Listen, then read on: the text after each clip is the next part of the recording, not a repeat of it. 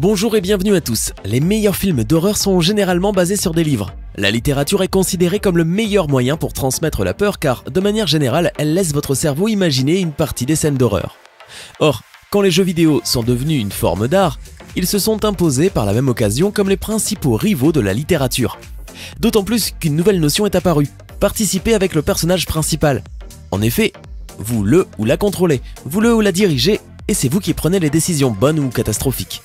C'est pourquoi un bon jeu d'horreur peut vous geler le sang. Si vous voulez vraiment vivre la peur, et si vous avez une once de masochisme, je vous présente ici les jeux les plus terrifiants de ces derniers temps. Préparez-vous donc pour un voyage morbide, car voici les 10 jeux les plus terrifiants de ces dernières années. N'hésitez pas à liker la vidéo si elle vous plaît, et si vous êtes nouveau sur la chaîne, n'oubliez pas de vous abonner et d'activer la notification pour ne rater aucune de nos prochaines vidéos. On commence.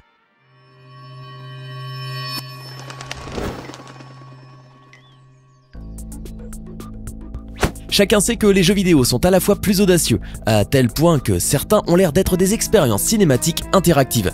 C'est le cas par exemple de Hellblade, qui est considéré comme un joyau parmi les jeux vidéo de ces dernières années. Pourquoi dis-je qu'il est audacieux? C'est simple, parce que nous en avons testé une bonne partie à travers le personnage principal souffrant d'une psychose et nous avons bien ressenti comment se présentaient les choses en se mettant à sa place. Le jeu a été créé sur la base des avis de certains psychiatres afin que l'expérience soit crédible tout en restant spectaculaire.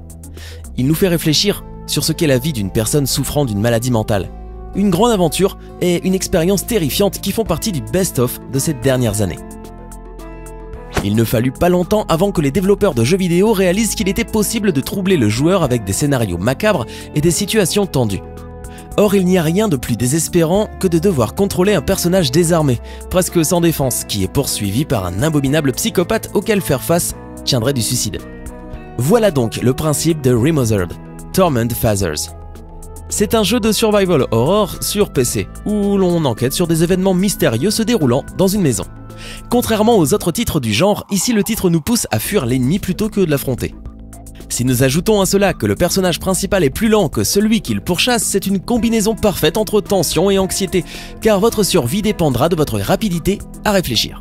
Le tout bien sûr avec des images extrêmement fortes et exceptionnellement réalistes. C'est donc pour toutes ces raisons que ce jeu mérite sa place dans cette vidéo.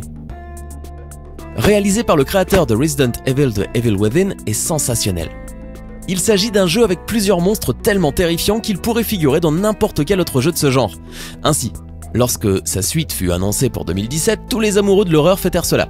Le côté fascinant de cette saga, c'est qu'elle propose quelque chose de purement innovant.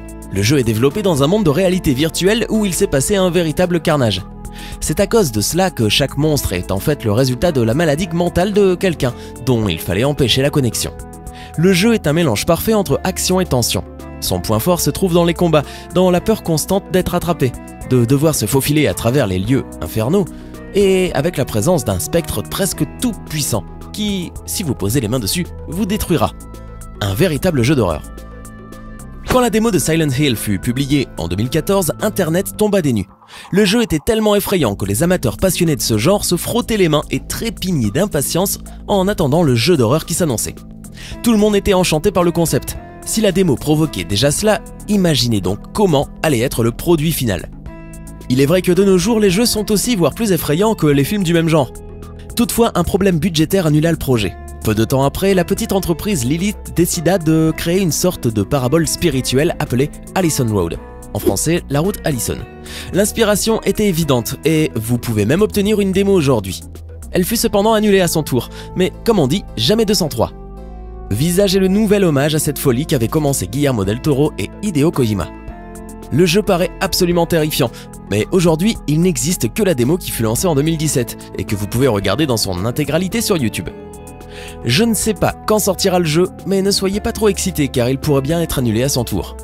Mais au cas où, je l'ai dit, nous avons au moins une démo en guise de consolation. Croisons les doigts car rien qu'avec une vidéo de 20 minutes, nous pouvons deviner qu'une fois sorti, ce jeu sera absolument effrayant.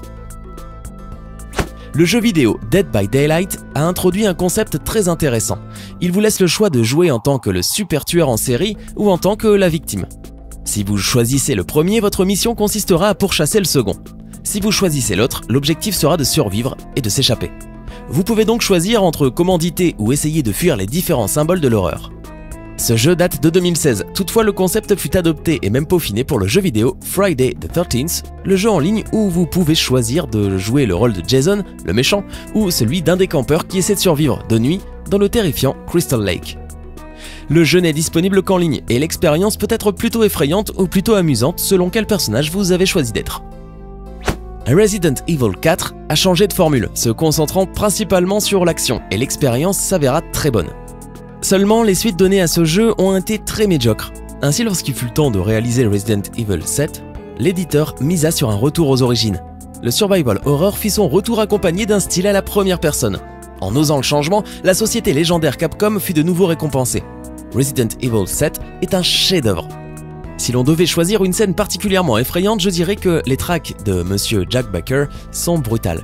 Le stress, la tension et l'anxiété liées à la traque par un personnage presque invulnérable, presque invincible, sont l'une des meilleures expériences d'horreur qui nous ait été offerte en 2017.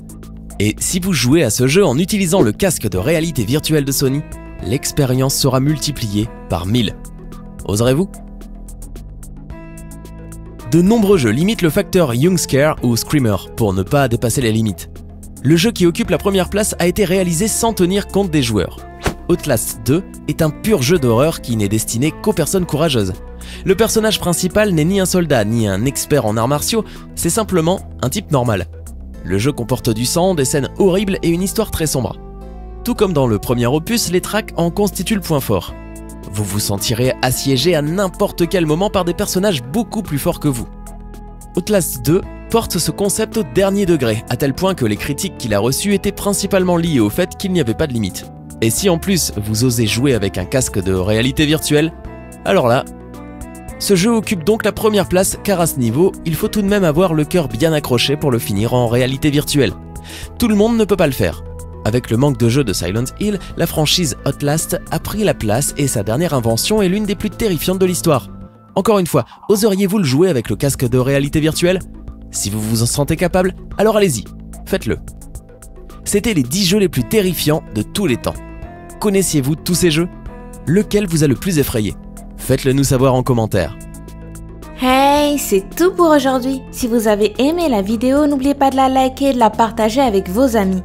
Et si vous êtes nouveau sur la chaîne, n'oubliez pas de vous abonner et d'activer la notification. Bye bye!